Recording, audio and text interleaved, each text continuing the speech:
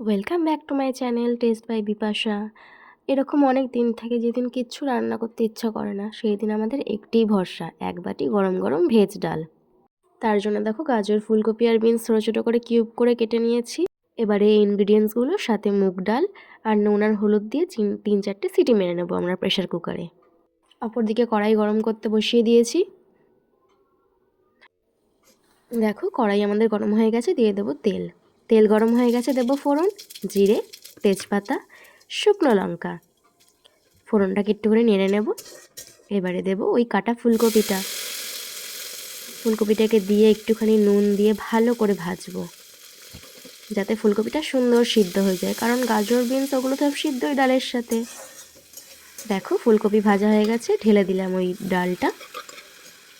ডালটাকে ঢেলে দিয়ে ভালো করে নাড়বো, যাতে সব কিছু সুন্দর সব কিছুর সাথে মিশে যায়।